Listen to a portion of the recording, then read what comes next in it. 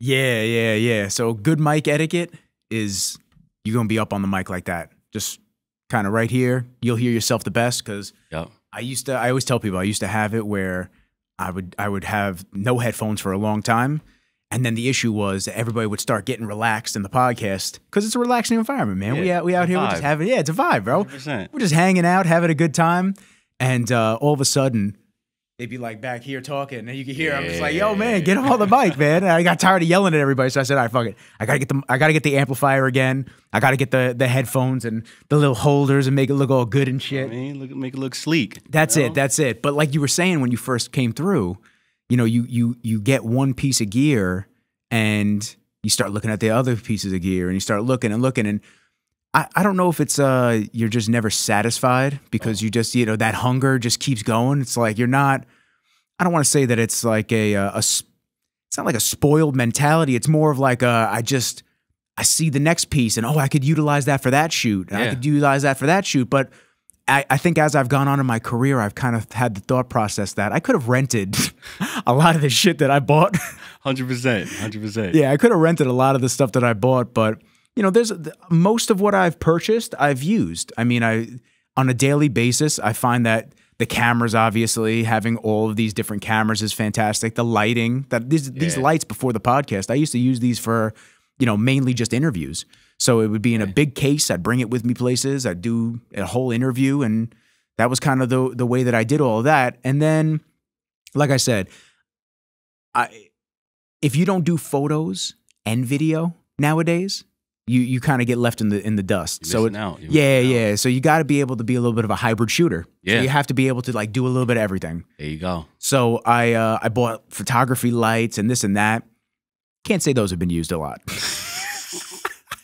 I mean, you got it just in case you know start to dive more deeper into it. Yeah. You got it all set up. Yeah, I could have definitely saved that band. I could have saved that band. I could have saved that. Expensive. Yeah, gone towards something else. And yeah, you know what? It adds up. And you look at it, you're like, I think that's the curse of the entrepreneurship, though. You look at it, you're like, oh, fuck it, it's a write-off. It's a write-off. Oh, $3,000 for this camera, $4,000 for this one. It's a write-off. It's okay. And just like, slow down. Slow down. Like, we're writing it off, but let's just put the brakes on a little bit. Oh, man. Well, listen, Dayron, which I just found that out now, and we're all part of the cool club now. I want everyone to know that. Know the real name, not just hybrid. Not just hybrid, yeah.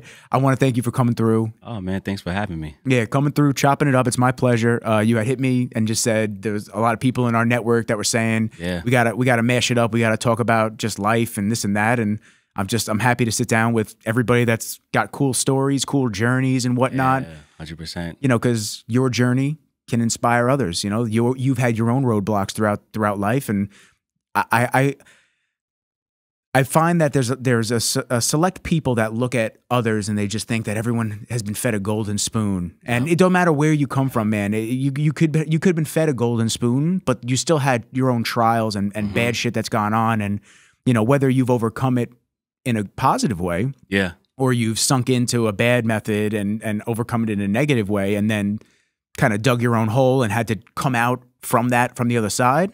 You know, everyone deals with shit. So everyone does. Life's fucking tough. And you have to do tough things to consistently level up.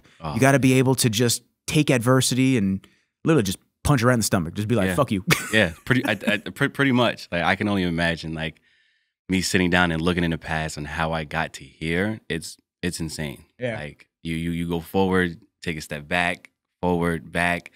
And when you're in it, it's not like you're happy, you know? It takes you down the road, and then when you look back, you're like, you know what? I'm happy I went through all of that stuff because now it made me into the person I am now, and that hunger that you get just to do more and more, just like with your equipment, like you just want more. Yeah. And you're never satisfied until, you know, I feel like until I start breathing, that's when my journey has been completed. Which I think is a good thing in some ways because that just keeps us going. Because otherwise, if you start becoming satisfied and full and just kind of like whatever, I'm good on this, you miss the consistent level up period. Yeah, so they get complacent. You don't want to thrive anymore. You're just going with the motions. Yeah. You're just it's life. It's just like okay, whatever, and then you get stuck in the monotony of things. You know, I get super upset when life feels monotonous. I get super just like I got to change shit up. Like that was why I started jiu-jitsu. That's why I went to OG. Like these are. I saw that. I was following. I saw you started getting deeper into the jiu-jitsu. I fucking love it, dude. Yeah. Oh, it's I can't. I talk about it every podcast. I sound like such a little fanboy. I mean, if you love it, you love it. That's like cool, dude. It looks cool. It's a lot of fun. It's I've had a couple of friends come through and just try it out and this and that. Listen, I get it. It's not for everybody. But No. I've had friends come through and they just, oh well, I'm nervous about getting hurt or I'm this and that. It's not a sport where you're not gonna not get injured. You're gonna get injured at some point. It is. Yeah. It just is what it is. Like I've told my mom I bumps and bruises and TMJ now from getting cracked in my jaw a couple times, like just from a rogue leg or something like that. And you shoulder, elbows feel like they're gonna explode when someone's like laying all their weight on you. But you go into these things, you understand that. And just like jiu-jitsu, there's risks when you weight train. I mean, there's always a risk that something's going to potentially happen. So you have to mitigate the risk by doing things safely and smart and taking the proper recovery and making sure that your body is rested, which I'm very bad at. Yo, we all are. Oh, we all are. I got to force myself to chill out. Holy shit, man. I do not take rest days easily. FOMO. Oh, dude. Missing out. I see everybody training and I'm just like, man, I'm getting left behind. Especially in jiu-jitsu. I'm like, oh, man, they're getting better than me. I could have learned something new today, but I'm sitting here just trying to get a day break, but I hear that. I'm going to go to the white belt class again and they're going to beat me up because I didn't learn that sweep. God damn it. For real. Yeah, so it's it's especially true with the competition class. I do the comp class on Sundays. Okay. And I'm beat up, man. Beat up. I mean, these are bad dudes that I roll with. Like, I'm very fortunate that they don't just rip my arms off. Like, they're really good dudes, and they're very respectful and they're cool as shit. And everyone's very cool with each other. That's the thing that it's like, everyone's respectful, so you don't got to worry about that doggery type shit where someone's just gonna try to overdo it. Yeah. Which you get that a lot in the white. Any injury I've gotten has been in the white belt class. I roll mixed class all the time. I roll at the comp class. Oh, I mean, tweaks here and there, but like nothing like, dude, you get another white belt that's just going fucking. This is his Rose Bowl. Yeah, that's my man's coming down the tunnel. He's coming down the tunnel like, this is what we play for. It's like, no, man, chill out, bro. Relax. It's one round. So it's but going back to like why I wanted to do that, I want to do something different. I did bodybuilding shit for so long, and just being able to switch up my training style, I feel healthy now. I feel athletic. I don't lift as much by any stretch of the measure, but it's like I feel like I'm functional and I can do things. And that's the key, feeling functional and like mobile. Yeah. Feeling good on the inside. Yeah, and it's something that, you've been in the fitness industry for how long now? I mean, 7, 8 years now. And 4 of those years it's been coaching with F45. And once I've dove deep into the functional and longevity type of training, forget about it. Yeah. It's just who I am now. And I feel like I'll do a F45 class, do a little bit of cardio outside of that, but nothing crazy lifting anymore. I used to do the regular in the gym for 2 hours, hammering, getting the body up, and then now it's just 45 minutes. All right, let me go for a run in the afternoon, and then it's just way more convenient on my body. Especially all the injuries I had on my knees. I did track and football and stuff. So that's what I was going to ask. What was your specialty? What sports? What was the training style like? What did you enjoy doing originally? I would say track. I feel like if I had to stop anything, I'll just keep the track because it was just a different type of discipline. You just getting faster. I did the 100 meters, 200 meters, 4x1 relays and stuff like that. And just trying to get faster, something that you have to stay consistent with. Practice the form, practice the starts, because 100 meters, you messed up your start, you already lost the race. So you got to just go from the beginning, from the jump, hammer when that gun goes off. And it's just so much adrenaline going on, especially right before the race. But once you complete the race, it's like, all right, I did that. Even if you come in second, third, you're competing with the top people on the island. So like, if you come in third, you're still doing your thing. And I didn't take it to college. I got a regular job right after high school. And then that's when I tended to veer off away from the working out and staying active. Pretty much gained, I would say, like 40 to 50 pounds from when I graduated high school. And then I would, hang out with the friends, and some of the guys would be like, hey, man, like, I remember you in high school, you used to have like the crazy body. Like, what happened? Like, oh, damn, that's a dig, man. Yo, they started digging deep on me. And at first, like, my first cut's deep. Yo, it's crazy because at first you don't see it. when you're just walking around regular, you look in the mirror, but you don't recognize, like, yo, I'm letting myself go. You don't see it until somebody close to you comes in, like, yo, bro, you gotta, like, I'm worried, man. Face starts getting puffy. Yeah. And that's the first thing, man. That's the first The face blows up. Why? And I don't know if it's because we just see each other, like yourself every single day. So you're just looking in the mirror, so you don't see these little changes. That's a small gradual change. But dude, that chin starts coming up and you're just like, what? When you actually look back and you drop the weight and you feel good and you're just looking back at, and that was me a year ago, man. A year ago, I saw that. Dude, I thought I was in good shape. I thought I was okay. I'm like, oh yeah, I'm good. I just do a little cardio and I'll be good. I look back, I'm like, God damn, pumpkin head. The fuck is up with that, bro? You were walking around with a face like that? For real. That's crazy. I asked my boy, I was like, you let me do this? He was like, man, I was trying to tell you wasn't listening. When I ordered the extra pot stickers, you said that's good? You paid for that for me? Nah, man. But that's like, but it's good that we have like close people like that, because some people won't say anything. They'll just be like, he's probably going through something, like, let him rock. But it's good that the close friends, it's like, they care about you. Like, listen, man, like, you probably are going through something, but you still got to keep your mental and your physical health up there. And once I've got told that by one of my closest friends and my mom told me, I was like, all right, it's time to dive deep into it. And so started going to the gym, regular stuff. And I think I lost about 20. And a coach had came up to me, a trainer, and then she was like, are you a trainer at a different studio or a gym? I'm like, nah, I'm not a fitness trainer. She was like, you should be. It's like, not too long. You get certified, a couple months, and, it's a nice little career to have. I'm like, all right, I'll look into it. So I ended up getting certified, but once I got certified, I didn't dive into training yet. I was certified for 2 years and didn't do nothing. Just wanted to learn more about the anatomy of the body and everything like that. And then first job was at New York Sports Club, one-on-one personal training. I feel like everybody starts at New York Sports Club. My boy Gabe was a trainer there. I feel like everybody starts there. It's a good home stomping ground to start off at, But the one thing that I hated was you have to go out there and get your own clients.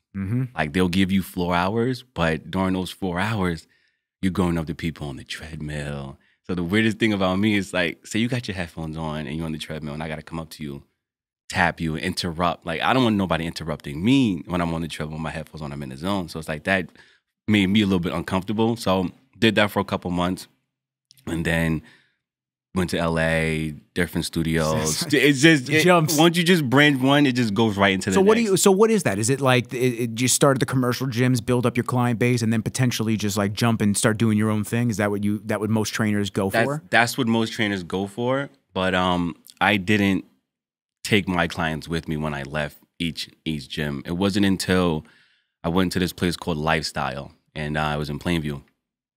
One-on-one, I was there for 2 weeks. The guy ended up selling the building to somebody that was making a franchise, was making that F-45. Okay. So I knew nothing about it. 4 years ago, there was only one F-45 on the island, and this was the second one that was going to be made. So nobody knew anything about it. So when this guy came in, he was like, yeah, I'm about to build an F-45 here to do a franchise. Mark Wahlberg is a big ambassador for it. And once he said it was classes, that's when I was like, nah. Yeah. I can't see myself on a mic talking in front of 20 to 30 people. Like, no, I'm kind of shy. So I was like, me dealing with one person at a time is my thing. And they're like, nah, don't worry about it. Like, we'll gradually get you there. Like, we really want you to, work with us. So my boy, he was my friend, and then became the studio manager of the studio. So 1 year in, I started to get used to it. It took me a while to really get used to being on the mic and just running a class. That's what I was going to ask. That was actually what I was jotting down. What actually helped you? Was it just the repetitiveness of just getting comfortable on the mic, or what got you in the rhythm of just feeling comfortable with talking in front of the larger groups of fitness classes? I would say, like you said, the repetitive, just practicing and doing a lot of classes. But what really made me calm down with the nervousness and anxiety was accepting messing up.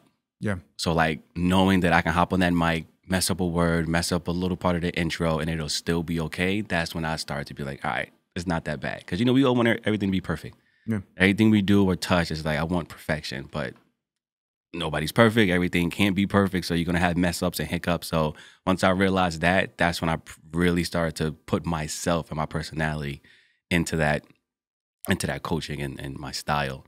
And once I was in Plainview for 2 years. I ended up getting an opportunity to go to Long Beach to be a studio manager in Long Beach. That's cool. Went there. Such a vibe. I knew nothing about Long Beach. Long Beach is cool. I dated a chick from Long Beach for a little while. She was cool. Yeah. It's a very interesting thing down there because it's like it's its own like civilization. Yes. Yeah. Everybody just if you're in Long Beach, You're in Long generally Beach. you stay in Long Beach and you go to the city maybe for work, and that's pretty much it. Everyone just kind of just hovers around that area. The Hewlett and just everyone's just hovering around there. And I just remember when we were dating, I would just have to drive down there. I was like, fuck, why is it so far? It feels like I'm driving to Jersey. Why does it feel like I'm driving to Jersey? You take so much time on that parkway. It's like all the way down the loop parkway, everything. I'm just like, man. oh my God. And then sometimes the drawbridge would be up during the summer because boats are coming through. Forget about it. I'm like, what is going on here? I'm about to jump this thing like GTA. Get the fuck out of here. Thought about that a couple times. Get this boat going. For real though. Yeah. But it's when I went there, I was like, yo, I never knew about Long Beach, but it, like you said, it's its own thing. Yeah. Once you're in there, nobody wants to come where I was. Like Farmingdale, nobody's driving 30, 35 minutes to come to the bars over here. So when I made friends in Long Beach, everything was in Long Beach. I gotta drive all the way to Long Beach to come hang out and stuff. Yeah. So, but then I gotta get back. Yeah, and then I gotta get back. Everybody wants to get drunk and get wild. I'm like, I still got a 30, 35-minute drive to get back. Minimum, with mad state troopers on the parkway. Minimum, yeah. So I can't even go fast. I gotta keep that minimum speed. All right, we're just gonna tuck the elbows, keep the fingers like this, so we got the lines and we're good. For real, man. But that was a good time being there for about a year, and then came back, started working in Melville, which is I'm not gonna lie, this studio is phenomenal. Not just like how nice it is, it's the people. Like the community there is just, you're not going to get it anywhere else. And you feel those vibe differences when you go to these different studios, huh? Even though it's the same training style, program it's just the people that are changing the environment. Instant. Once you go in, my first day of doing a intro in Melville, I was not nervous, not one bit, because these people were so welcoming. It was like, there's no need to be nervous. Like I can mess up the whole entire intro and they'll still hug me at the end of it. So, but the sad thing about it, it's Melville's temporary for me. Like they want me to open up a brand new studio in Jericho. Oh, good for you, dude. Yeah. So it's like I was just there until Jericho opens, which is going to be like beginning of February. And I started to get attached. Yeah. I'm telling my boss, I'm like, hey man, is there any way I can like stay here? He's like, nah, man, if you want to grow up, I highly suggest you open up, a studio from fresh. Like there's just no other feeling as in like, he's like, pre-sale's gonna suck, but you getting all these people signed up, and then when you open and all these people walk through that door, and you're like, I did that. Yeah. He's like, there's no other feeling for that. Like you got to. So. You think any of your Melville people will come over? Probably not. Nah, Jericho's not too far though. Where is it though? Where's the new studio gonna be? Do you know where Whole Foods is? Yeah, it's in that shopping center right next to Marshall's. I mean, it's a couple. If you get down to the LIE, which you're not that far from your current studio, if you get down to the LIE, it's only like 3 exits. It's a 10-minute drive. Yeah, 10-minute drive. It's not that bad. I'll probably have people visit, but for them to transfer, nah. I want that community to stay in Melville. Okay, you know what I mean? I can understand I'll build my own, and I'll visit. Like that's the one thing. Are you gonna visit? You gonna visit? I'm like, yeah. Once the studio's up and going, and I got a good flow, I'll come by and visit, take some classes and stuff like that. Yeah, it's crazy how I've formed a lot of friends that have fallen into the group fitness space as coaches, as just people that you never would have thought would be involved with it, and they get into it. My buddy Vinny, him and his fiance Layla down in North Carolina. Vinny was a coach up here for Orange Theory for a long time. Okay, and then he went down to North Carolina with met Layla, and she owned an ISI. I don't know if you ever heard of that. I have. Yeah, it's like it's kind of like a little bit more intense than what Orange Theory is and this and that. And I've never done F45, so I don't know anything about it. Oh, we gonna have you come. I'll come through. I'll come through. Yeah, I mean the intro to group fitness that I had was OG, so that's kind of where I'm not gonna lie. I've been to OG for I was there for a consistent 2 years, and the competitivism is just like. I love that energy. Yeah, it's good stuff, man. I love Ev. I love Taylor. Taylor's my man. Both good guys. Yeah, Taylor's my man. I love Taylor. Real fresh. Yeah, dude, that's the homie, bro. He's great, dude. He's such a fucking savage. We're actually doing some shoots tomorrow. Yeah. And Taylor's just next level, man. He's just and he's low key. He's humble. So that's the thing that I was laughing at. Is like when I first got there, I was there because of Evan. So I came through because everybody was talking to me kind of like how, Same. our network has brought us together. My network and Evan's network brought us together. Yep. And so he's like, yo, come through, come train before I come on the pod. I was like, sure. So I came through. I was like, oh shit, this is good because it's an hour. I'm done. Yeah. I'm done in an out. hour. I gotta drag it. I'm so tired of going to the gym and it's 2.5 hours and I hit like 2 exercises. I'm like, what? Because people were coming up to me. Like, I can't do it anymore. And it's not even because my time is so important. Like, I don't want to seem like that, but it's like, I want to be done. Like, I love efficient. You want to be efficient. I love fitness, but I don't love it as much as when I was younger and I could just sit there for 3 hours and just bullshit. Exactly. So I went through, I trained there. And then when I saw Taylor coaching there, not that I thought that he was like a mean dude or a bad dude, but he was just quiet. So I was like, I'm looking and he looked mad serious. And I was just like, I can't catch a vibe from this dude yet. I don't know anything. Like, I don't know. And he's training, he's quiet, he's training. And then when I told him, I said, come on the pod, bro. He's like, okay, cool. I got him to sit here and talk for 3 hours. And Evan was like, yo, you did the impossible, You did the impossible because, him talking consistently for 3, So, and then since then, man, we've just been tight. And he's just, he's a good dude. He's been putting feta on all of his food lately. So now I call him Big Feta. I go, yo, Big Feta. Oh, he's funny, man. He's hilarious. So it's cool. You get to meet really cool people in the space, and it's definitely different than your normal gym goers that you see going to these group fitness stuff. Yes, it is. It's just you either see more competitive and serious people that are really trying to push themselves and, maybe hit a high rocks, maybe hit more CrossFit type stuff, and then this is a supplementary for them for their CrossFit training. Or you get the people that are like me that, I want to feel more athletic. I want to do things, and I don't want to go to the regular. I think this is the first time, I've said this on a couple podcasts now, I think it's the first time in it's got to be like 10 years that I'm not going to renew my membership at Bev's. Like, I'm a Bev Francis Powerhouse guy. I've been since 2011, 2012. It's probably the first time I'm not going to renew my membership. I'm good on it, man. I can't do it anymore. I can't do the bodybuilding splits and this and that. Like, I think it's cool. Like, when I get my own house, I have all of this equipment that I purchased during COVID, crazy Rogue Monster rack and all these like calibrated powerlifting plates. I mean, they're fucking awesome. A1 equipment. But it's like, I don't want to go to my mom's little tiny garage that we were forced to work out of for a while. I don't want to go there and force a workout. I'd like to have that space and maybe put some mats down when I have my own house, some jiu-jitsu mats to be able to practice and drill, put the weights down, sandbags. I want to get into like that. I want to continue down this path of functional fitness because I feel better training like this versus just like, oh, wow, I hammered my shoulders for 3 hours. Great. And it's like, oh. Now I can't use them for 3 days. Yeah. Whoa, what is it? Back day tomorrow? Oh, sick. Like, just you're not excited to train. Here it's just like, oh shit, okay, we're doing a pull day, we're doing a push day. And it's dynamic. We're in it. We're doing shit. And then you're done. And you're like, wow. Yeah. Sweat my ass off. And my day's just starting. Yeah, great. Now I get to go and actually do other shit. Exactly. So you'll definitely love F45. It's the same vibe. We got different days. We focus on different things, cardio days, resistance days and stuff like that. And then funny enough, hybrid days is where I got my name Hybrid from because I love doing both. Yeah. So I was like, you know what? I'm going to just name myself Hybrid. And it only stuck when I went to a gym and somebody was following me on Instagram and then saw me in the gym, walked past me and goes, hey, Hybrid. I'm like, okay, I guess this is going to stick. And then I was just like, now it's just history. Now everybody's just going to call me Hybrid and just keep it at that.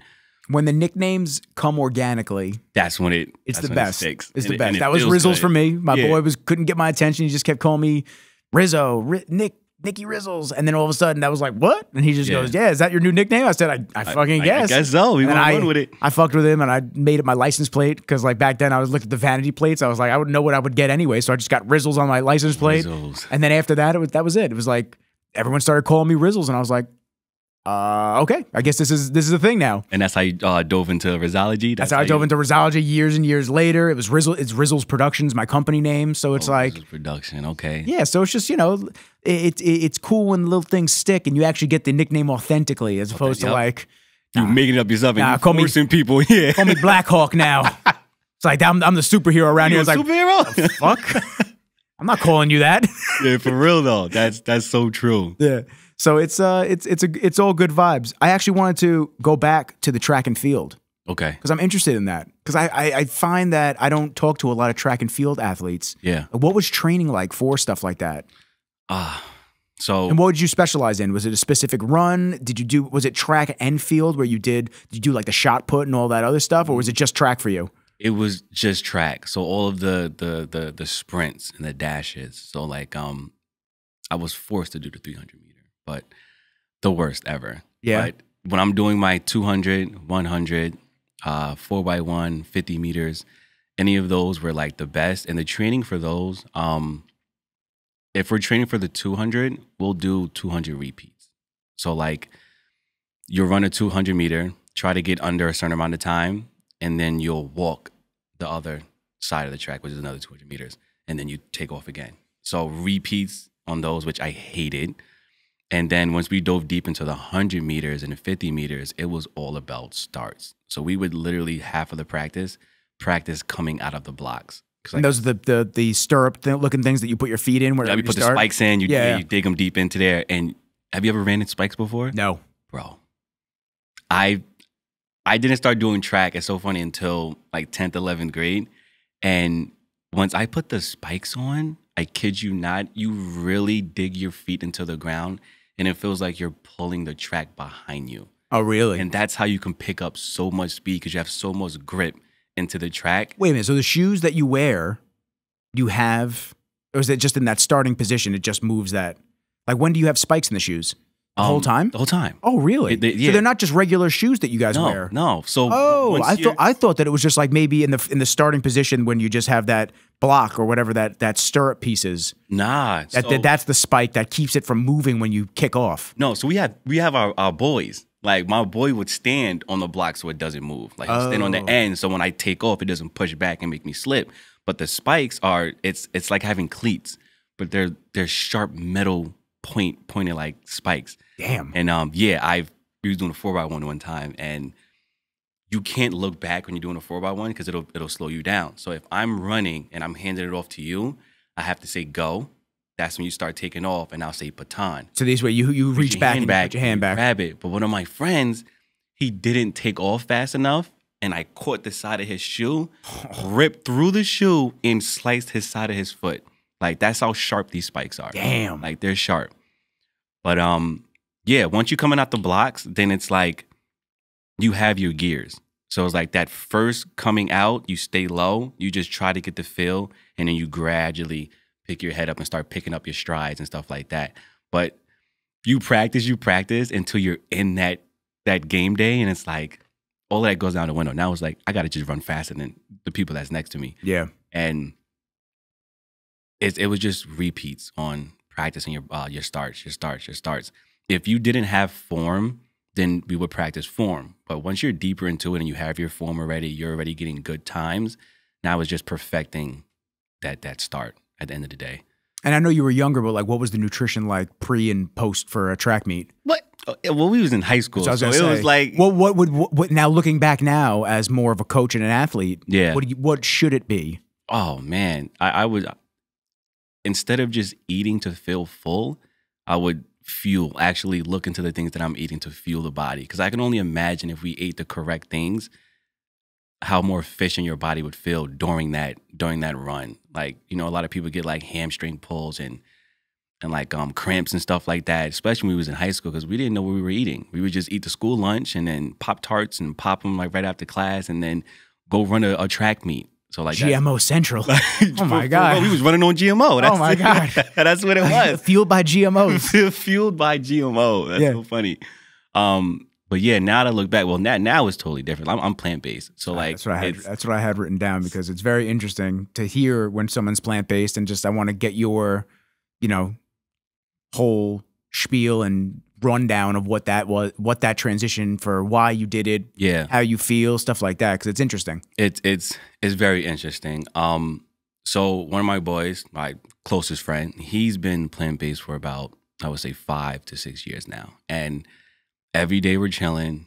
I'm like, yo, I want to go to Checkers. I want to go to McDonald's. And he's like, bro, come on, man. Like, you know better. Like, especially that you're working out and you're still eating like this. I'm like, man, fuck it. Like, as long as I'm hitting my calorie count and I can like stay whatever, I'm gonna just eat this. And it got until one day where we both was off of work the next day, and we was like, yo, we just gonna spend the whole day tomorrow, like together and just chill. And when you're with my boy, you gotta not do what he does, but you can't steer him in a different direction. So if he wants to go to this place that's he likes to eat at, I can't be like, but I want to go here. And he'll be like, all right, so stay home. Like, I'll go, I'll go by myself. Like, you drive where you want to go, and I'll drive where I want to go. Well, I'll see you tomorrow. See you tomorrow. And how many times I said that? Like, I see you at 5 when we're done eating. But this day I was like, you know what? Let me just listen to you for once. I was reaching a plateau. I was just up and down because I would have clean meals Monday through Friday, cheat meals Saturday and Sunday. What's clean meals for you?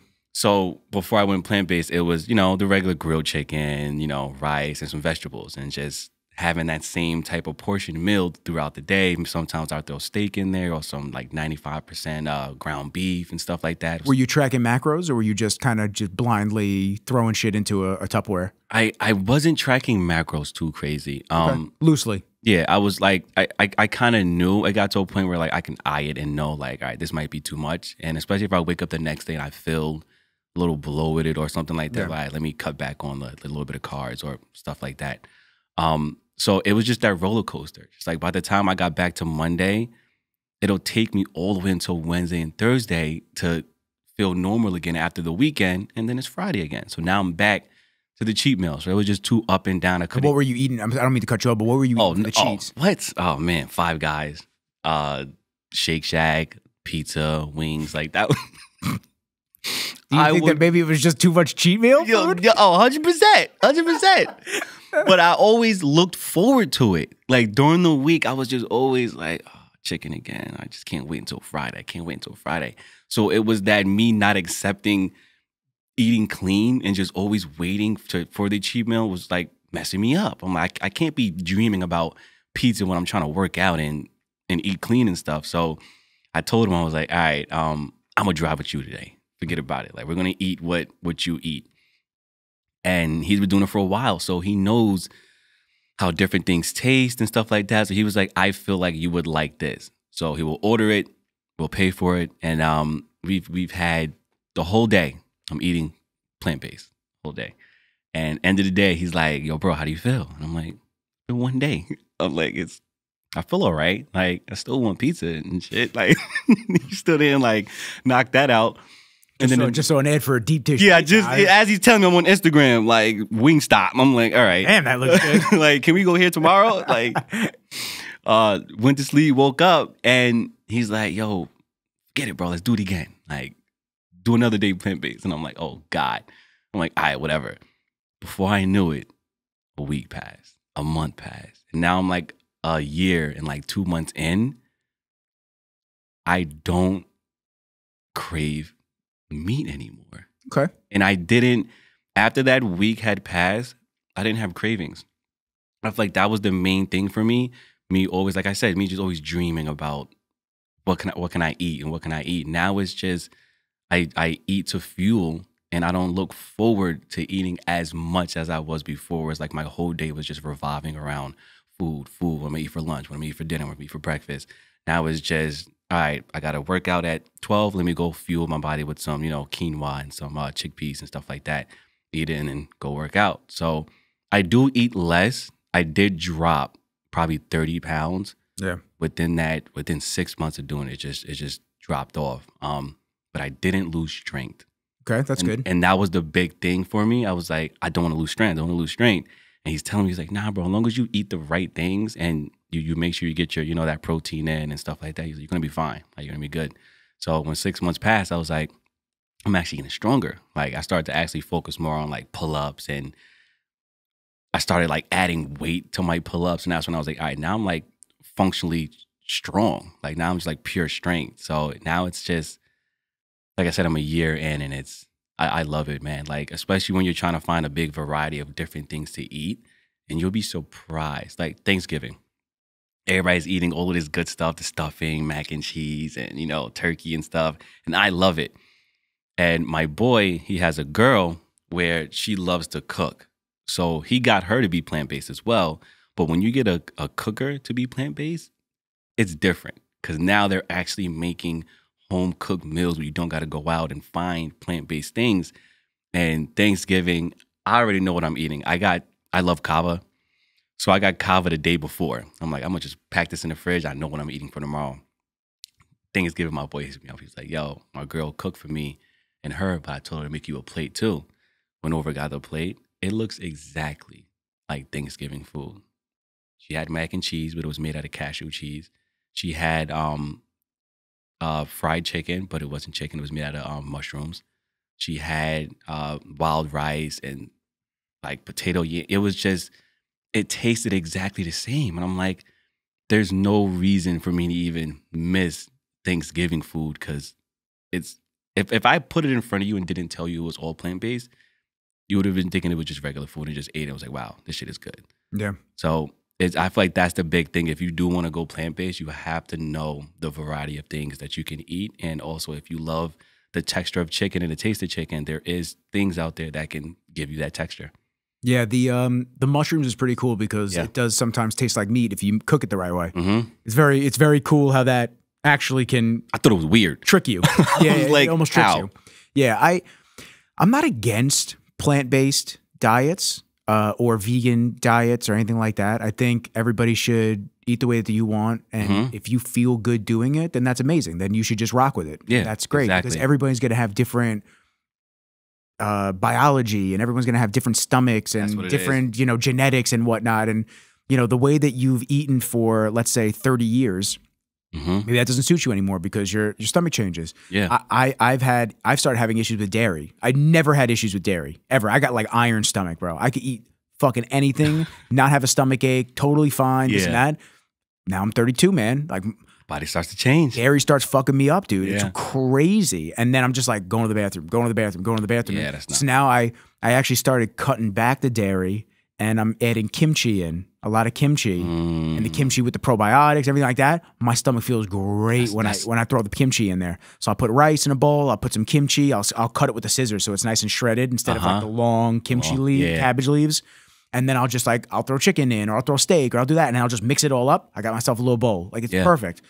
I find it interesting because I have a very wide spectrum of people that come through and chop it up on the podcast. Yeah. A lot of people I know have switched, not necessarily to carnivore, but to animal-based diets, and say the exact same thing that you're saying about plant-based. They feel great. The bloating was gone, all this stuff. God. So I think that there has to be some type of an understanding of maybe what's living in the middle of both of those diets. Dairy. That's dairy, all the processed bullshit that we're eating. Carbs, yeah, dude. The gluten. Everything. That's just sitting in the middle of both of these diets that, we're playing an elimination game, which is great. But like, you have people that are eating strictly meat and people that are eating strictly plants, and everyone says that they feel great and everything's awesome. So it's like, what did we cut out? Yeah. We don't say that they're doing it wrong for plant-based. Don't say that the carnivores are doing it wrong. They're both feeling good. They're both feeling great, and they look great, and they're performing at high levels a lot of the time. So it's like, what did they cut out? Let's look at that, and let's look at who's producing that. And let's look at why they're producing it and what type of fucking money they're making off of that, and who's funding those companies. Like, let's take a deep dive into that shit and why most of the food at the grocery stores especially is poison. And it's not because of the meat. It's not because of the vegetables and the plants. It's because of the outliers in the middle. But that we just kind of like, we just look over and we look at the others like, nope, that's you, it's you, it's you. Yeah. I eat more animal-based as of late. I follow, Dave Asprey. Have you ever heard of Dave Asprey? No. I'll have to give you his Instagram. Very, very knowledgeable dude. He's a biohacker. Yeah. A lot of really good tips that he gives you on the daily. He went vegan for, I want to say it was like 2 years. And his health started crazy declining. Like crazy decline. He felt great for a little while. Yeah. And then his health started taking a fucking shit. And it's horrible. Like, that's crazy. Now he's animal based more so. Talks about ribeyes and steaks and this and that. He's like, I'll never go back to veganism ever again. Like and he talks about a lot of the plants and a lot of the things like the ingredients or the cellular stuff that happens at that lower level that we don't see, obviously. And he was saying how that was breaking down stuff in his body and causing this and that. And a lot of vegans have problems with this over time or whatever. But then you have another guy like Dr. Mark Hyman, Pharmacy Podcast, really knowledgeable fucking guy. Yeah. For a long time. And he talks about the polyphenols and all the really amazing benefits that fruits and vegetables have. And the polyphenols are basically the defense mechanisms that these plant-based foods and these vegetables and these fruits that they have against things like animals and whatnot trying to eat them or other invading species, you know, the defense mechanisms. But the gut microbiome loves it.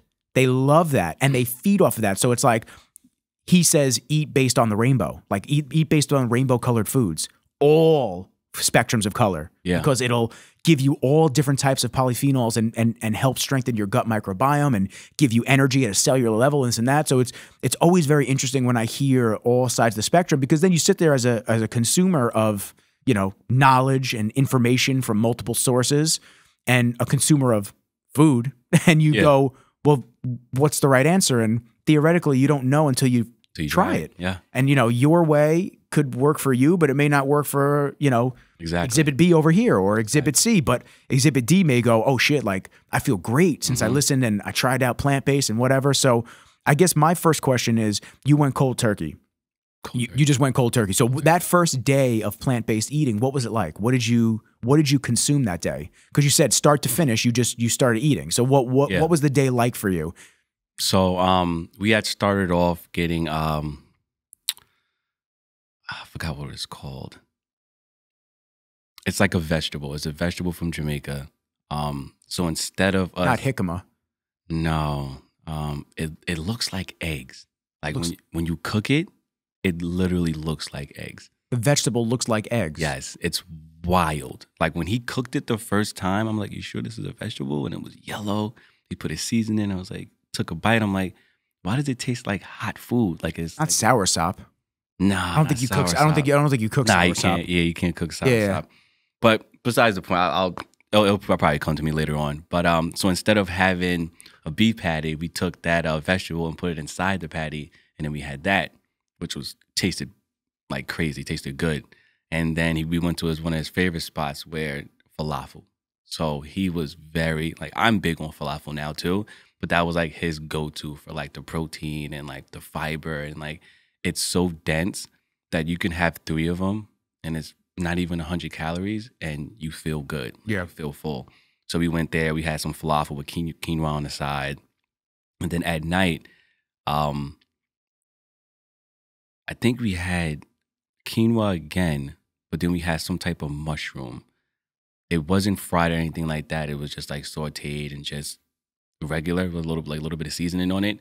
But it was the flavor that kept me like, all right, this is good. Like it's not like. But that's because it was seasoned properly and done right. Seasoned properly. If I was just eating salads all day, yeah, you'd be tight. I'd be like, what the hell is this? Like, this. Where's the local Pizza Hut? For real though, like it was the fact that he made sure it was seasoned to my liking, because he knows what this shit I like. So he made sure it tasted like it. And buffalo cauliflower, because he knew I loved the wings. So he was like, I got this for you. Like, eat that.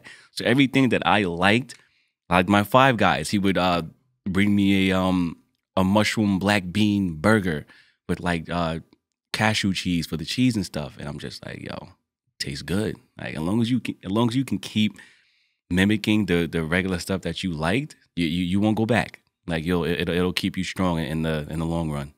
Were you worried about muscle loss at any time? Yes. So when I was worried about losing strength and losing muscle, definitely was worried about that. But then it started to go deeper into how I started to feel. So like I used to get a lot of stomach aches, headaches, and everything like that. And he would always tell me, he was like, "You got a headache again today? Like again? Like, come on, man! Like you gotta switch it up. And, like your stomach hurts too. Like it's every day. This is every day." And then once I started doing that for a week, 2 weeks, all of that went away. There was no more stomach, no more headaches, not tired. Like sometimes I got to wake up at 3:40 to get to the studio about 4:30.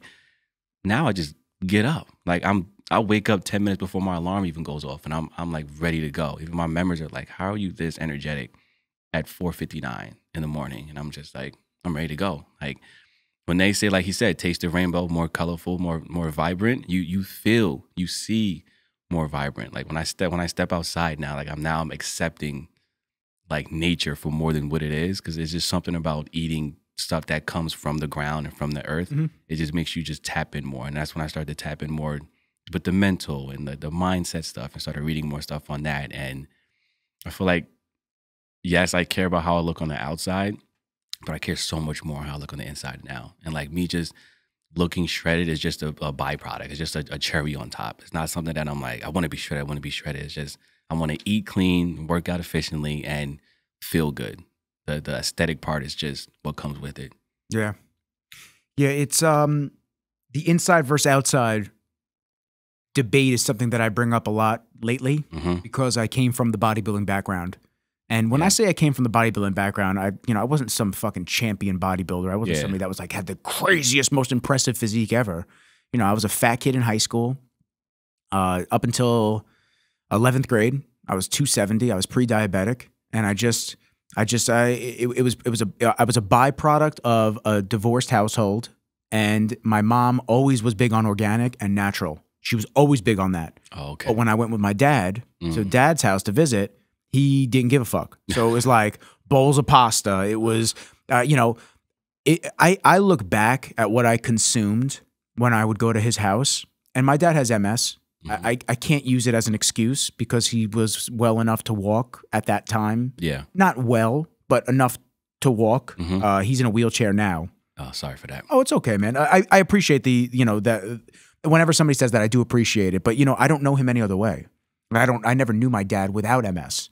I just knew, you know, and just because you have somebody that's a sick member of your family, you know that they're going to decline at a certain rate. So you know that, okay, they can't walk as well. Like they're lifting. He used to lift his leg to hit the brake pedal on the car when he would drive with me. I mean, listen, very risky with a young kid in the car. That's fucking crazy. But like, this is a guy who didn't want to give up at the time, and he wasn't ready to hang up the coat, you know, per se.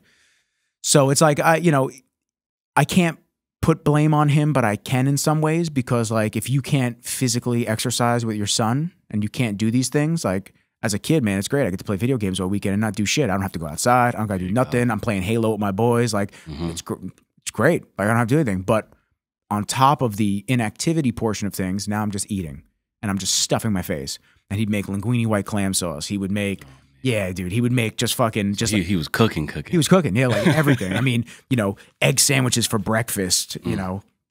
Every Friday was like a tradition. And listen, it was cool. You look back on it, it's a sweet tradition. I don't have very many with my dad, so it's like, it's a nice tradition, but it almost puts a different shade on it now that you look back on it. You're like, oh man, you were just setting me up for fucking failure. Set me up for failure. Set me up to get bullied and not get any ass. That's crazy. That's crazy. You know, he'd pick me up on a Friday, pick me up. We would go and get sushi. And then while we're waiting for the sushi to be made, I mean, we're talking like a tray of sushi. And while we're waiting for the sushi to be made, getting a pint of Ben & Jerry's or two sometimes. God. Yeah, bro. Now you look back at that, 1,100 calories, a pint? Off the bat, you just... Bro, what? So eat all the sushi, eat my pint, play Xbox or whatever. He'd pass out cold. Yeah. He'd be out. 10, 11 o'clock, man. I'm up. I'm sugar rush. Oh, I'm up till like 2 in the morning, 3 in the morning playing video games. Then I'm going into the cabinet, 3, 4 Hot Pockets. Then I'm eating more. Then I'm eating more ice cream. Then he'd have an Entenmann's cake sometimes on the counter. I'd be eating that. Man, bro, like this is, you know, you. People always wonder, how did I get in this situation? Or people look at somebody that's super overweight and they go, how did I get in this situation? How did they get in that situation?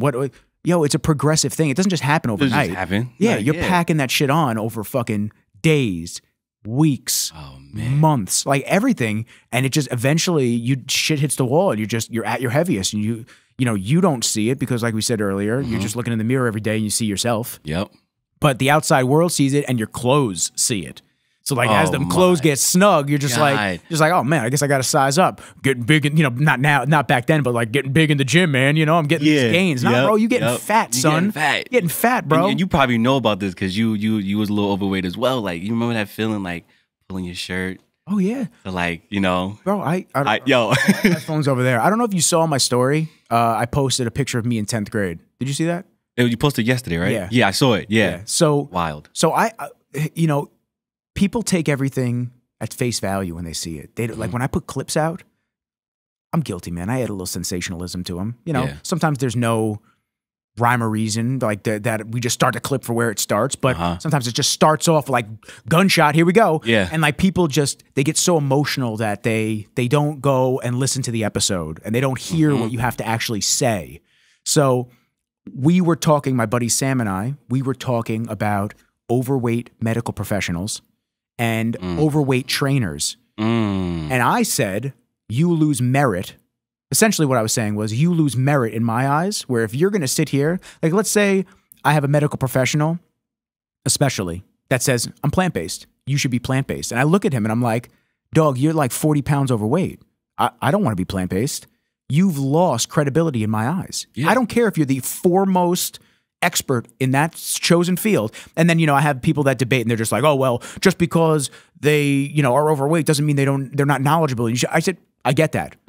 But I look at that as you are supposed to be following these guidelines that you're giving out to me, and you're not. Practice what you preach. Exactly. That's it. Hold yourself fucking accountable. You're supposed to be in a healthcare. You're supposed to be in a fitness type of environment and giving out information and giving out tips and tricks on how to be healthy and stay healthy. And you look like that? No shot. Yeah. But of course, now you get all the people that get emotional.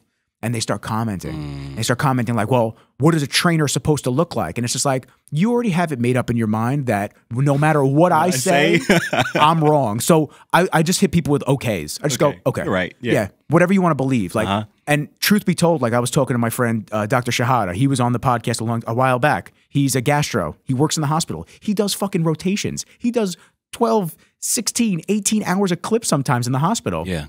My man's got his meals. My man goes and hits the gym when he's done. My man is shredded. He holds himself accountable. He is not fucking around. Nah. And he works all these hours, but still makes sure he gets it in. Yeah. So my response, which I didn't put because I just didn't feel like at some point I have to save my thumbs. I got to save my thumbs because it's just not worth the back and forth. It's not. Don't entertain it. And it's not worth, I just let the comments sit there. I don't know if you know Andre Ferguson.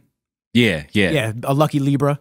So Andre's on the podcast a lot. And one of the gems that he always drops is, I leave a comment there because that says more about that person than anything I could even say or do. So I leave it right there. Exactly. Go ahead.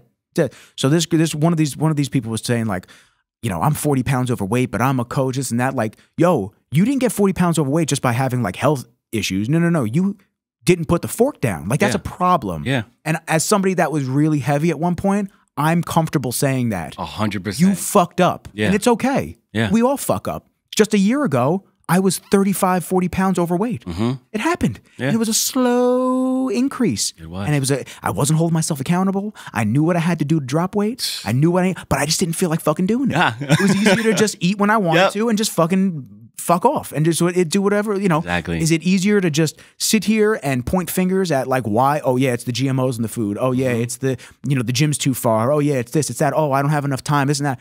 Bro, I get up at, this is obviously I'm not speaking to you specifically, but like I get up at 4:45, walk the dog, and I go to OG by 6:15. Yeah. Then I do jujitsu sometimes midday, noon class if I don't have a podcast or I don't have anything else. I do the noon class or I do the 6 o'clock class at night. I'm wrestling grown humans for an hour. Yeah. Okay?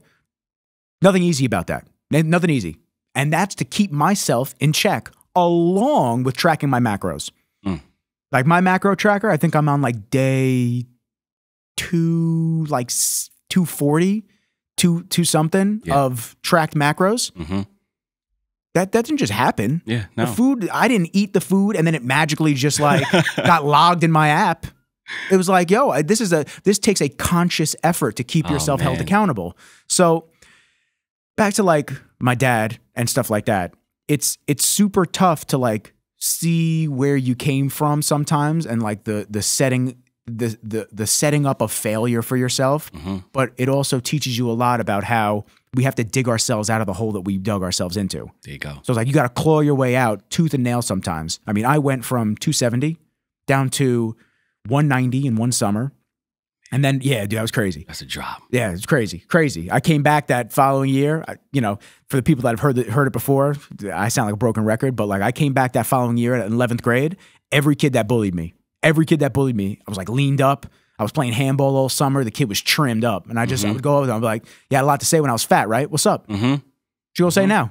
You don't got nothing to say. Nothing. Yeah. That was it. I'm not out of breath talking to you now. Yeah. I got you now. Yeah. What's up? Yeah. Say something. Yeah, like, you know, funny. I had a chip on my shoulder. Yeah. But then over the course of the next 4 years, started dating a girl, went up to 240. We went away to college. She went to a different school. I went to a different school. Horrible breakup within a month. I mean, we're talking like 4-year relationship, just month, done. And I was just like, oh man, what do I do? And I looked in the mirror. I'm like, wow, you're fat, bro. Like it's time. Yeah. And I went to 240 down to 150 in a year for my first bodybuilding show. Ooh. So I've done some shit, man. Yeah, And you've done it. I've done it. I've done the crash course diets. I've done the tracking macros. I've done keto without realizing it was keto. I've, you know, just eaten roll-ups for ham and cheese roll-ups for lunch, or turkey and cheese roll-ups. Yeah. Half-pound Alpine lace Swiss and a pound of turkey, lean turkey, deli meat.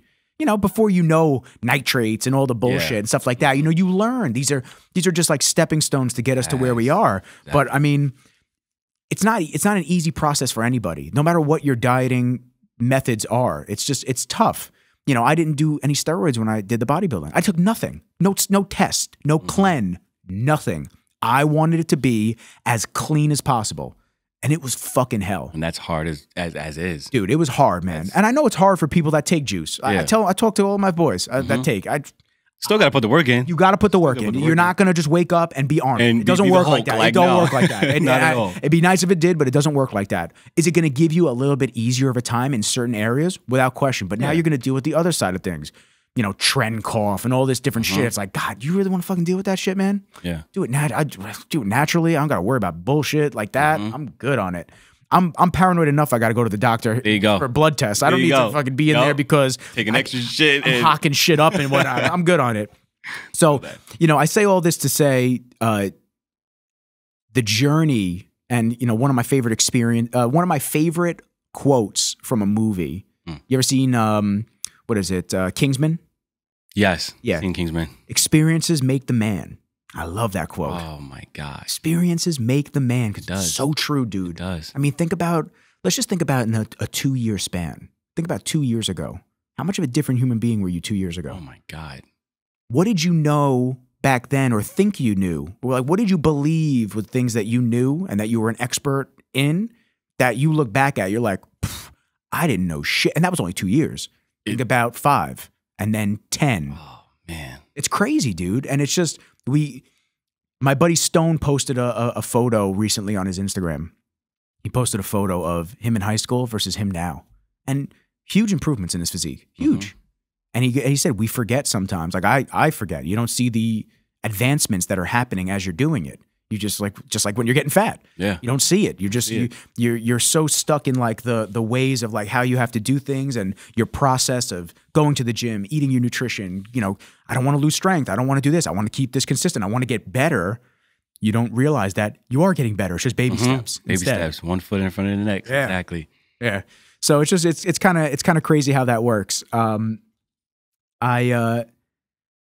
The inside versus outside is kind of where that was going. Yeah. And the way that started was, I have this conversation piece a lot now, because you could look like a Greek god on the outside, but that inside could be rotting. Yep. And there's a lot of guys I know that are having issues from steroids over the years. A lot of guys I know that are having issues with just like improper diets, and shutting down systems and just feeling like shit and this and that. And I think in large, a lot of the benefits that you were feeling, such as, you know, just being more vibrant and energetic and happy, I think a lot of that had to do with just getting a lot of that filler and processed shit out of your system. Oh my God. I'm not going to say it's not all the vegetables and all the plant-based, because I would be remiss to tell you that I'm an expert in that field. I'm not. Yeah. And I don't know at the cellular level if that is 100% of what it is, and I can't comment on it. But what I can say is cutting out all that filler, cutting out all that extra bullshit, without question, your body was thanking you instantly from the get-go. Because, you know, when I have cheat meals, and I was going to ask you about fasting.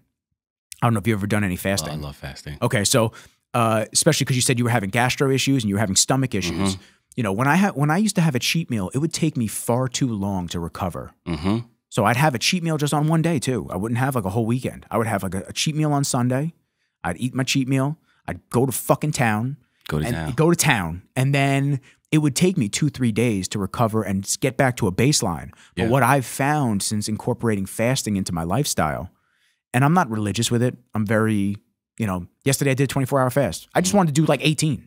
And then all of a sudden I was just like, yeah, I feel good. I'm just going to keep going. Yeah. Okay. And then I broke the fast because I had to go to jiu-jitsu and I wanted a little something in my system. Yeah. Makes sense. Some of the dudes were like, Nick, what's up, man? You're like really dragging ass. I'm like, yo, I just did a 24-hour fast. I'm like, give my body a second. I got no fuel. Like give my body a second. I had a shake. I had 1,000 calories before I got here, and it's not hitting me. Yeah. But when I fast after my cheat meals on a Sunday, so if I go to town now, I'll go get ramen, maybe a little ice cream, whatever. I'll stop eating at 5 o'clock. I will not eat until maybe 2-3 p.m. the next day. Weight's back to where it was Sunday morning. And no bloat, no issues, no gastro, like coming out, anything like that. I feel good. Yeah. I feel clean. I feel like I'm not bloated, and I feel like I'm trimmed up again. And that makes total sense. You gave your body a good window to work on the stuff that it has in its body. When you just constant eating, your body doesn't have time to break that stuff down. The American way. And that's when the bloat comes Gluttony, from. just consistently consuming. It sticks in there and it just stays. And that fasting thing is something that I've definitely looked more into, because there is so many benefits from it. Like how when you start fasting, your body builds new cells and breaks down the old ones. And I've heard that you get better sleep as well. That's why they say you're supposed to stop eating at a certain time before you go to bed. Yep. Now imagine you didn't eat the entire day, and then you go to sleep. Now your body can actually work on itself rather than trying to chop down food and the digestive system and stuff like that. So definitely, I do love fasting.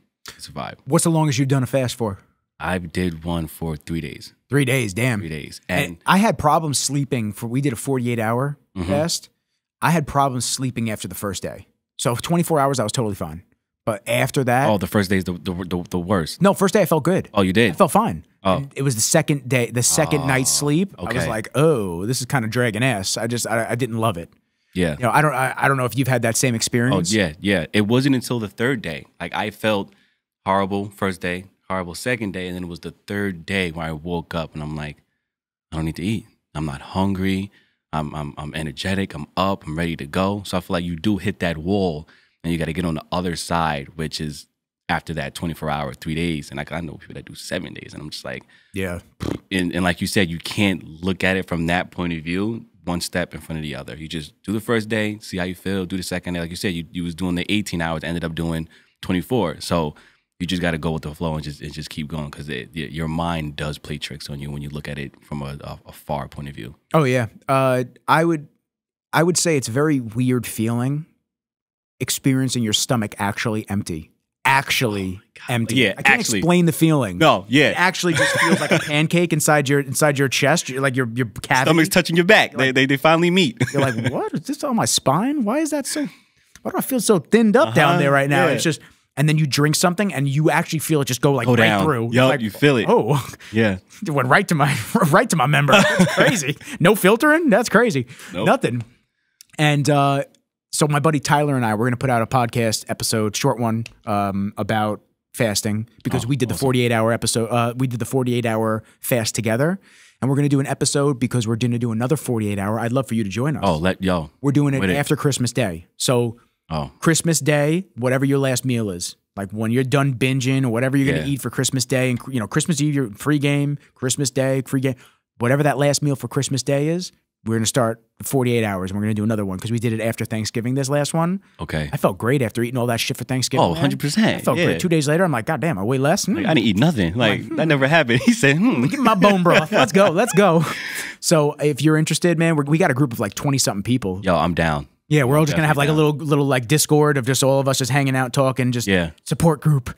Yeah, I mean, you need it. It's don't go to Food Network page. Like, don't do it. don't even open your phone today. Don't even do it. Everything shows food. Yeah. If you're on Instagram, TikTok, anything like, it's always somebody eating food or making food, and it's like it's so hard to like. It's gonna be like when you do. I never see red cars, and then all of a sudden, every car that passed, there's red, so many red cars. It's gonna be like different color types of reds, and you're like, what? I never see any cookie recipes. It's like now it's everywhere. So if you're interested and you want to come through and join our little group and hang out with us and man, talk about it all, that would be awesome. I wanted to ask you also, water and electrolytes, like is that with the plant-based prior, you were saying that you were getting headaches. What was your water consumption like? Were you just drinking straight filtered water? Were you drinking remineralized water? What were you doing? I was drinking like Poland Spring. Okay. Drinking like a lot of Poland Spring. But I don't think I was getting enough. Yeah. I would probably drink one of these and be like, all right, I used to bug out. Like, yeah. Water was one. Oh man, see, that's like, I got to get something like that because that will help me.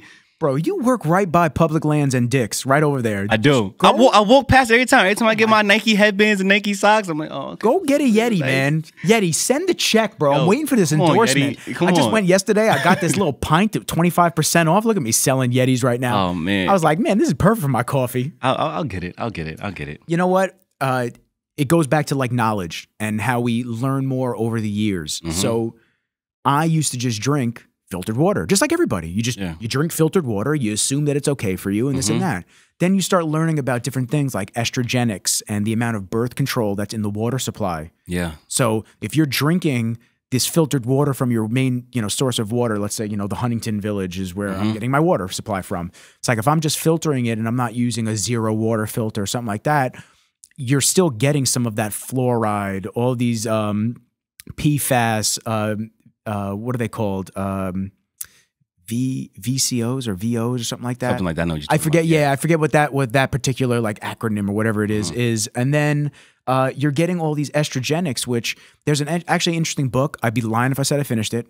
I'm the worst with books, man. I read a little bit, then I grab, and then I grab another one. I see one on sale. I'm like, well, fuck, I got to learn about that. And then I'm like, well, should I read the book or play Xbox? I kind of want to just play Xbox. Yeah. So that's my own little mental issue that I got to get over. But there's a book called Estrogeneration, and it's basically a guy that specializes in these estrogenics and what foods and what different categories he puts them in. Like there are higher levels of estrogenics in certain foods and certain waters and certain different things that if you want these out of your system and out of your body, there's like different stages to like get it out, like different filtrations that he recommends, like flax seeds. Flax seeds are super high in estrogenics. Would never think that. Yeah. Then you have birth control in the water supply. So birth control in the water supply raises the estrogen. And then you have all these GMOs from all of these companies that people are just consuming these things. And we're wondering why estrogen is so high in males nowadays and why it's so high in women. Although it affects women, it doesn't affect them nearly as much as a man that doesn't need that much estrogen. 100%. Now we have dad bods, we got man boobs, all this bullshit. And it's like, I'm not saying that it has just nothing to do with them, just like their exercise routine and this and that, but like that plays a fucking part. So the learning portion of things and the learning portion of fitness and water and nutrition, I would just filter my water or buy Poland Spring, whatever, and call it a day. But then you start learning about TDS, total dissolved solids, and the amount of TDS levels inside of different waters and how it correlates to magnesium, potassium, and all these different minerals that you need. Yeah. But then I have a zero water filter and it takes everything out. And when you drink filtered water that takes everything out, it starts to strip your body of minerals and nutrients as it goes through you. Yeah. So you become deficient in specific minerals that you necessarily weren't deficient in prior just because you're trying to do the right thing and filter your water and get clean water. So like now you have to remineralize it with trace mineral drops. Man. Never fucking knew that. Like crazy. Like, what? So I'm looking for a new filter because I have the zero water filter and I'm getting deep into like reverse osmosis filtering. Okay. Where it basically takes the water, filters it, puts it through another filter. There's 3 stages. There's 3 to 4 stages of water filters in the reverse osmosis. So if you put a gallon of water in, it will yield a half gallon of clean water, and there's a half gallon of dirty water that you just dump out. So it really gets rid of everything. But there's also an extra filter in there that, in the one that I'm looking at least, not every brand does this, but there's an extra filter in there that remineralizes your water, adds it back, and gets the pH to be a little bit more alkalized. So it's pretty interesting when you start learning about these different things. Biohacking, that's really what it's called. Biohacking, just different things that are going to get you to feel better. Different nutrients that you might be deficient in. You know, Gary Brecka, some people are either all for him. I don't know if you follow Gary Brecka, if you've heard of him. He's the guy that basically turned Dana White's health around completely, 180. Oh, wow. 360, I guess you should say. 180 would be half. So 360 degrees, turned his health around. Basically, he's a big believer of fasting. He's a big believer of just keeping everything organic, grass-fed, grass-finished beef if you're going to eat it. You know, all these different things and these different methods of doing things. He talks a lot about the fasting. He talks a lot about all these different categories of feeling better. And I think one of the pointers that I saw recently is if you're feeling anxiety or depression, he starts talking about how, well, I ask people, do you feel it all the time? And they go, no. And he goes, okay, well, do you know, like, is there a trigger for when you feel it? And they're like, no. So he goes, and I don't know if he's correct in this, but there's a lot of people that say he is, that have tried the method out. He said they're more than likely deficient in methylated folate, a mineral. And people start supplementing with methylated folate and they start feeling better and not as fucked up with the anxiety and depression. Damn. So like these little tidbits and tricks, this is the side of social media I love. Oh. This is the side I love. There's always a good side. Yeah. Always a good side. I hate mainstream news. I hate politics. I hate all that bullshit. I just want to feel and live my best life. I don't care what any of you motherfuckers say. I just want to get tips and tricks on how to perform better, feel better, and live longer. Not live longer unhealthily. Yeah. I just stretch it out as far as we can. No. I want to live longevity, a happy, healthy life while I can perform. I want to be that 80-year-old in the gym that's out there just doing shit and feeling good and doing his damn thing. So it's pretty cool how you get these different like little things and tidbits and whatnot. You should probably, when's the last time you got blood work done? Oh, it's been a while. I'd be interested to see what your blood work looks like if you have all of your, because you're eating mostly plant-based. Yeah. Well, not mostly, you are plant-based. I would be interested to see if all of your vitamin levels are good, exactly where they need to be because you're getting it from the foods that you're consuming, more so than like when I eat steak and rice. You know, I don't really get a lot of the extra stuff that I need maybe from the vegetables, you know, the fiber content or some of the micronutrients that we forget about. You know, we're always focused on macro. We don't forget about the micro. Exactly. Yeah. It's pretty cool. Oh, man. I got to get some blood work done. Yeah, man. You know what? I'll give you the labs that my guy James has me run whenever I get blood work done. And it pretty much hits all the markers. It's good. I mean, it just A to Z, draw the blood, send it out, and you get a really good base level of everything that you need to focus on as overall health, longevity-wise. Yeah, which is good. So I want to go back to this real quick. You originally said, you know, you were younger. You started gaining weight after high school. Yeah. Was it during college or post-college? So in between? It was, I didn't go to college for like, well, I probably went for a year just to play football. And then I was like, I'm just going to play football. So I have no type of goal for a degree or like, you know, so I'm like, I'm not gonna just go to school just to go to school and just, you know, get in debt for no reason. Good for you. So most people just go because they feel like they have to. They had to. And when I went that first year, it's because my mom, like, you know, she's like, you gotta go to college. You gotta go to college. You don't want to be a bum. This and that. So I'm like, all right, I'll go. And then, but the girl I was dating, she went to college, and I would visit her since I'm not in college. I'll just work Monday through Friday, and I'm off on the weekends. So after she did a year in Albany, then she went to Stony Brook. So I used to go to Stony Brook every weekend.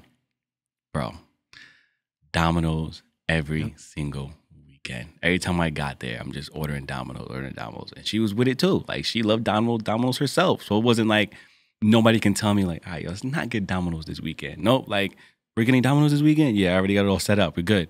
So it was just... Misery loves company. Like, Join me. It was insane. And knowing that she was my girl and didn't let me know, because she was with me the whole time. I was in a 11, 12-year relationship. So, damn. Yeah, bro, it was from 9th grade all the way until like a couple years ago. Like, it was, so when you're in it, time flies. Yeah. It just, you guys had a reign like the king and queen in England. Oh my God. Damn. It just flew. So our relationships are more like sinus infections lately. Yeah. Month here.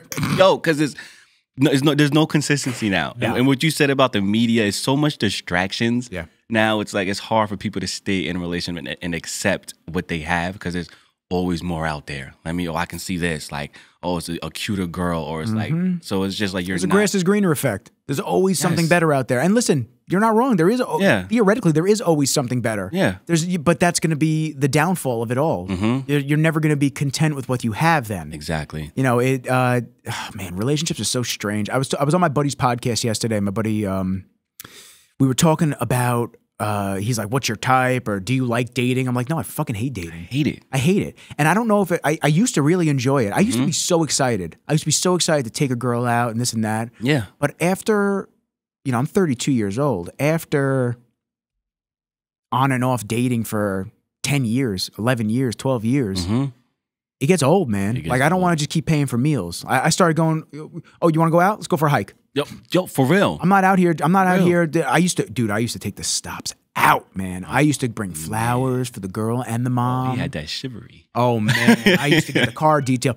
I would take him to Toku. I would take him everywhere. The fanciest of fancy. Oh, man. Bryant and Cooper for dinner for the first date. My man, what were you doing? What were you doing? Trying to impress. I was trying too hard, man. It's like, you got to just, you know, I just thought you had to act a certain way. Yeah. And, you know, it goes back to, then all of a sudden you get ghosted. You're like, the fuck just happened? Like, everything was going great. I thought I just, you know, treat her like a queen. I thought I showed her I had money and I got a good car to go to nice spots. Like, and kids my age didn't have Audis. Like, I paid for that shit myself. So it's like, crazy. I was ready to go. And it just, I think after each, not failed attempt, but each time you just get a little bit more, I hate to use the word jaded, but you start going, man, like another one. You start the talking stage again, and you're just like, oh man, I'm so again with this fucking shit. Restart. It's like playing a game when you gotta restart. I own my own production company. I run a podcast. You're just like, okay, here we go. It's like going on interviews repeatedly and just not fully keeping the job. Yeah, and then, you know, you go on the dating apps, and the dating apps are just fucking trash. And oh my God. Because the girls are getting hit up by at least 20, It's the 30. option thing again. They have options. Yes. So it's like, who's going to be the most fun this weekend? I wonder. This dude's offering me a boat in Miami. So, fuck this dude who's just, you want to come over and watch a movie? Like, actually watch a movie. No Netflix and chill, man. Yeah, Get the fuck out of my house. I actually like movies. I actually like movies. Okay. If you talk during the movie, we're going to have a problem. You're leaving. I don't play that shit. I'll tell you, funny story. I haven't told the story in a while. I'm in college. I hate when people assume something of me and they say like, oh, you're going to act like this or you're going to do this. Oh, just off of how you look and just like, you know. You don't know me. Yeah. Fuck you. What? So this girl's talking to me and she goes, what do you want to do tonight? I said, why don't you come to the dorm and watch a movie? And I genuinely meant, we'll watch a movie. Which movie? She goes, oh yeah, we're going to watch a movie. I went, what? Oh, She came through. I made her watch Training Day. Bro, man, we sat there for the 2-something hours. She's like looking around the room. I kept nudging her. I'm like, are you watching? Like, do you not understand? Like, Denzel's a bad cop. Like, he's a dirty cop. You don't get this because you're not watching. Walked her ass out. I'm like, all right, peace. Shut the door. All my boys like, yo, did you guys? No, we watched a movie. No one's gonna come in here and tell me what I'm doing.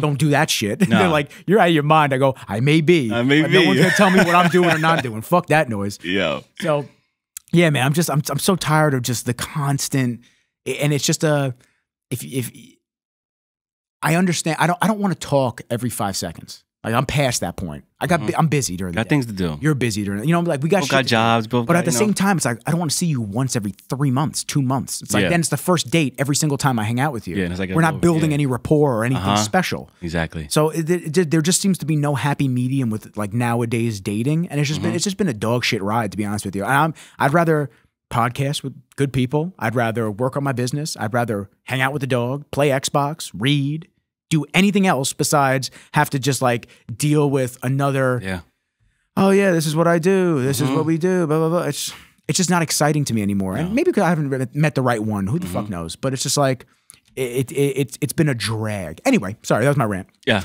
We pick a topic, you know, we just that's usually how it goes. Yeah. Usually how it goes. But you were saying about the 20 pounds and the gaining weight. That's where it came, that's where we started. Yeah, it was just the dominoes every weekend. And if my girl's not saying I don't look good anymore, like, this is the girl I'm with. She said I look good. I'm like, I'm good. So I think that's what kept me gaining more weight, because she's not telling me I'm gaining weight. She's not saying anything. You know, love is love can make you blind. When they say that, like that is so true. She couldn't see it. And then I told you when my mom, she was there when my mom told me, and she was still in shock. She was like, "No, I think you look fine." The girl that knew me from 9th grade, so she knew how I was. Start looking at her. You start looking at mom. Like, start looking at her again. You're like, who's right here? Yeah. Like, who's right here? Who's keeping it real? Mom's keeping it real. And it is when my friend told me, and I was like, "All right, my girl was just trying to love me too much and not trying to hurt my feelings." But like, it was time. And like you said, it just packs on, like pound a week, like, and it's just before you know it, it's so much on you. And I do feel for people that are overweight and start their journey. It fucking sucks in the beginning. It sucks to start over. Oh my God. And no matter how many times you start over, you always think like, this was going to be faster because I know what I'm doing now. Nope, it's going to take the same amount of effort and discipline, and it's just more because you're getting older. Yeah, and it takes more time for you to just, and it's wild. That's why now, if I gain 5 pounds, nope, turn around. We're going back because we're not doing this over again. I guess I'm doing a 4-week fast. Like, literally, like, I am not eating today. It's just not happening. I saw a TikTok video. This dude was like, I got the secret to losing weight, like better than a magic pill. He's like, I want you to just take your head, turn this way, turn that way, and then say no. He's like, no food. Stop, put the fork down. Yeah. Stop just accepting and it is hard for people to not eat whatever, because you have friends that want to go out a lot. You have, family that cooks good home meals. So you just so much distractions, but like it is hard just to stay in that tunnel vision and just, nah, I'm good. I'm not eating that. Like, no, I'm eating this today. I'm eating this today. It takes a while for that to like really get embedded into your mind to keep it consistent, because you could be motivated, but motivation doesn't keep you. It's the discipline that just keeps you going and going and going. So, as I was going to say, Bedros Keuilian says that all the time. Big Bedros fan. I post him a lot on my story. Super dope dude. He constantly says motivation is fleeting. It comes and it goes. But the discipline is what's going to get you up in the morning to get to the gym every single day. Exactly. To keep that nutrition on track. And one of my favorite quotes that I've coined, my mom has coined, just we've always said it to each other when I was heavy and when I was dropping weight, is nothing tastes as good as the feeling when your clothing just fits. When everything just fits and we're not having that I used to hate that. Oh man. Yeah, man. And just feeling like the love handles and feeling just like your chest is just like a little puffy on the bottom. So it's like you look like you got titties. So it's like, you feel off. It's like nothing feels as good as when you're just in shape and you're able to just wear shit.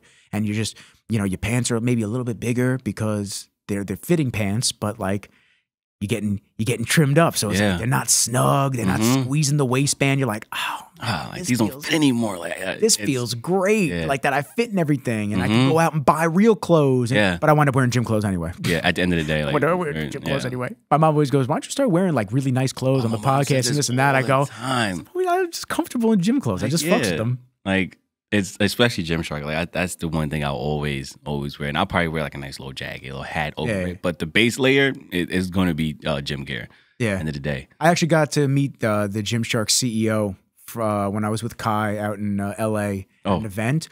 Super nice guy. Yeah, he seems chill. Really nice guy. I mean, I don't really buy Gymshark stuff. I'm big on VQ. Vanquish. Okay. I like Vanquish. Tyler, my buddy, he's very friendly and close with the owner, Ali. Yeah. And they make really nice shit. My buddy, Jose, who works over here at Best Buy, he's got a brand called Reset Lift. He just completely renovated his whole line. Local dude. He's got really nice clothes too. Very comfortable, nice material now. So he's kind of upping his game and trying to get into that next level category too. A lot of options, man. I like Fabletics. Fabletics is comfortable. I heard about Fabletics. I got to try that out. I always saw Kevin Hart bigging them up, and I was just kind of like, whatever. He's just getting a bag, whatever. Nah, man, they like really comfortable. Oh, I gotta try that out. And then Mark Wahlberg has his brand. What is it? Municipal. And I heard good stuff about them too. Yeah, they he pushed that off of like it's like a F45 type of, because he has like F45 logo on it in some spots, and then they'll say municipal, but it looks like good. Well, Mark likes to stay fly. Like he likes to stay looking good. So I'm pretty sure his clothes that he's pushing is gonna. I fucks with Mark. I like Mark. Yeah. You know what? He's kind of turned his back on the sadistic Hollywood type shit, and he's been more, you know, he'll say like stay prayed up, yeah, this and yeah. that. Like he's become more of like a regular, not that he wasn't a regular dude to begin with, but he's become more just like even keeled. Mm-hmm. I like seeing that. I like seeing people that are just normal, because we all are. Celebrities are fucking. They're just people. They're not fucking these false people gods. that can sing, people that can act. Like you got something too that's special. Yeah, like, I constantly tell people, stop bigging these people up. Stop like looking at these people like they're gods, because they're not. No. Like stop the Taylor Swift. I'm so tired of seeing fucking Taylor Swift every time a Kansas City game is on. I'm like, I don't give a fuck. Like who? I don't care about her. Her music is mid. I don't care. Like leave me alone. Like it's just I can admit, it's like, okay, she's a good artist for like what she does. Great. Like okay, if I have to see her more than once on the TV and on a football game, she's not a football athlete. We should not be seeing her. Yeah. Why am I seeing this dumbass chick in the middle of a fucking box seat, sitting there celebrating? Great, she's fucking one of the dudes on the field. Awesome. Whoa, happens all the time. Like nothing. Yeah. Mind blown. I can't stand the celebrity. Like, oh my god, they're amazing. My cousins were I was at my cousin's house last night for his birthday. Yeah, and his sister, my cousin Diana, and my aunt, they're watching Dancing with the Stars. I'm like, I haven't watched mainstream TV. I don't know how long. It's a minute. I'm just like, why are we watching this? This is like dog shit TV. They're tuned in. Oh. When they're tuned in, you can't say nothing. Locked in. Like, oh, this guy, can't stand this guy. I go, who the fuck is this guy? Like, you don't even know him. I don't even know him. Like, who the fuck is this guy? Like, stop watching him. My man's got like the nipple shirt on. He's like see-through. I'm like, oh, my man's out here. Yeah, he's just, cool. Do you, baby. Do you. For real though. That's so funny. Yeah, so I wanted to ask you, so like now that you're getting your own studio and it's in the process of things, like what is that? You said the member enrollment and stuff like that. What's that process like? You have to get more salesy now and bring people in. So when I was managing Long Beach and like co-managing Melville, it's easier to have a walk-in or a trialer come in, try my class out, end of the class, try to get them for a membership. I'm in person, and they also just tried the product. Like they tried the program. They know the coaching is good, but we're there for them, everything like that. Now I have nothing to show them. We're not open yet. So now I'm just calling, texting, telling these people like, yo, F45 is the best ever. 50% of them, oh, I've heard of it. I know people that go to it. Other 50, never heard of it. So trying to have people lock in on a membership when they're not seeing the product or trying it, I think that is the hardest thing. And so how do you combat that? How do you come at it from is there a way to come at it from a different angle and try to get new people? Because I feel I've seen the renaissance of group fitness just popping up left and right. There's a new spot in Melville that just opened up. BFT. Yeah. There's a new spot in Melville that just opened up. There's, you just see these shits just popping up everywhere. Eight Well is up here in Huntington. I haven't gone there. I don't know the guys from there, but there's a couple people that I know. I'm sure my network's going to collapse and I'm going to meet them eventually. So there's a lot of people that are opening their studios. So when you're in a franchise spot, right? Because that's really what it is. Yeah. So when you're in a franchise spot, like, are you able to put different spins on it to make it more your style of reeling people in? So yes, I would say one thing about my boss now, great guy, actually one of my close friends now, he lets me do what I feel is going to work. So it's, you have like a lot of micromanaging and stuff like that. Like, oh, I think you should do it this way, that way. He lets me, takes my training wheels off like that. Do you think, if you think it works out better that way, do it like that. I feel like the best thing that works with cold calling and all of this extra stuff, especially when I'm sending a text out, don't sound robotic. Oof. Sound like somebody that's actually trying to see them and actually trying to help with their goals and stuff. So like when I reach out, say I'll get a lead, I reach out through text first.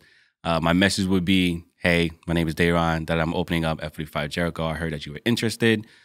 From the jump, what are your goals? What do you do now for fitness and stuff like that? So that way their next message is already telling me what their activity is and what their goal is. So now I can just feed off of that and just build that conversation. Build the rapport up. Build a rapport rather than just first message. Oh, make this deposit, membership up. No, calm down. Like we'll get there. So I feel like me doing that, so many people answer. And even my boss said it. He was like, you got all these people. He's like, I'm reading the messages. He's like, they're excited and they don't know what they're doing, but you got them excited. And I'm like, because that's what it is. If you're going to sell me on something, you got to make it seem like I'm going to enjoy this more than just me reaching my goals. Like, all right, we're going to work out. We all know that already. But are we going to have fun? Are we going to do different things to reach that goal? So I feel like that worked out so well for me. And we're at a good spot now. We're at a good spot. I've been in pre-sales for about a month and a half now. We're about to reach 100. Nice. And we're opening in February. So I feel like we'll be opening at a good number count. And then he also asked me this when he was like, so what are your goals for the New Year's? Like studio-wise, personal-wise. And one of my goals for the studio, or two of the goals for the studio, was to open at a certain amount. And the second was trying to retain those members. Because yes, you can open and get all of these members, but once they start to try it out, it's a honeymoon phase. Month in, 2 months in, I'm like, all right, I want something different. Start to cancel. So my goal is to find things to help keep these people involved, because of course I'm gonna get more members in, and people tend to forget about the members that they already have, because they're just like, all right, they're just numbers now. We're gonna get more and more and more, and that's how your retention goes down, and it's just like, it's not good. But that's one thing I'm just hoping and like just praying I stay consistent with, you know, that retention and keeping the people that I do have. Because, you know, the day one, especially the people that just signed up that doesn't anything no about physical it. spot yet. And they're always they're just fucking with you already. They're like, yeah, let's do it. That's your day ones. Like, always make sure that they get treated, like they will get treated equally, but like they have a special place in your heart because they trusted you before even seeing anything. So I'm actually very excited for this, because it's a first thing. Like, I've managed plenty of studios, but opening from the scratch and actually saying, like, you know, putting my name on it, like, yeah, that's Dayron studio. Like, he's actually like made that from scratch. Like, all of the members in there, he got the trainers that he hired, like their energy just feeds off of his energy. So I'm very excited for that. It's amazing, dude. Yeah. And for people that potentially are in the Jericho area that may listen, how can they get in touch with you to get the pre-sale? While is the pre-sale price lower than what it normally would be? 100%. Okay, so like what how does it work out? So they you don't have to give prices. I just like, yeah, 100%. You can either go to the Instagram, which is F45 _ training under Jericho, New York, or you can go to the website, which is just F45 training Jericho. That way you'll see either a foundation. If you go to the website, it'll be a foundation button. Put your name, your number, and that'll be my lead. It'll just come right to me, and I'll probably reach out to you through text or number, or you can just shoot a DM on the Instagram. Fire. Yeah. And while we're going to wrap real quick, I want to ask you, I've done this a couple times. I have to stay more consistent with it. Yeah. What is one thing that you wish you knew 10 years ago that you know now? Hot seat. It's okay. Take your time. Yeah, that's a big one. Yeah, take your time. I wish I knew staying authentic is what really matters at the end of the day. Like, yes, you could fake this, act like this, want to be somebody else, but you are the only you. You're one of one. So you just being the best version of you will just always be the better outcome than trying to be something else you're not. So I wish 10 years ago I wasn't always just trying to follow the new thing and just like follow everybody else that's doing this and doing that. There is a quote that I do. I probably say it every day to myself because it's just a good quote. Just because it's common doesn't mean it's normal. So like, just because everybody's doing it doesn't mean that's the normal way or the right way to do it. So I just wish I knew 10 years ago. Stay authentic, be yourself, and just keep perfecting you. Dude, absolute pleasure having you come down, chop it up with me, hang out. We'll have you in again. Oh, 100%, sure. man. Come down, I'm right down the block. Yeah, that's what I'm saying. That's what I'm saying. You come through, you hang out, and I'm wishing you a ton of success at the new location. You're going to kill it. You're going to smash it out the park. Yeah, appreciate it. You got a lot of love, a lot of drive, a lot of passion for it. So you could tell. And listen, this is our first interaction. First time even meeting. It's our first time meeting. So this is what I'm saying. So it's just, you're a personable dude. You're really easy to talk to. You're just a good soul, man. You could just tell. You could tell a good soul. Yeah, and, you too, man. I appreciate you. You're doing great things. I appreciate you. You know, I want to put the spotlight on good people. That's really what it comes down to. Good people. I don't need famous people. I don't need nothing. Just good people. We're all people at the end of the day, right? Exactly. That's like we just said about celebrities. We're all fucking people.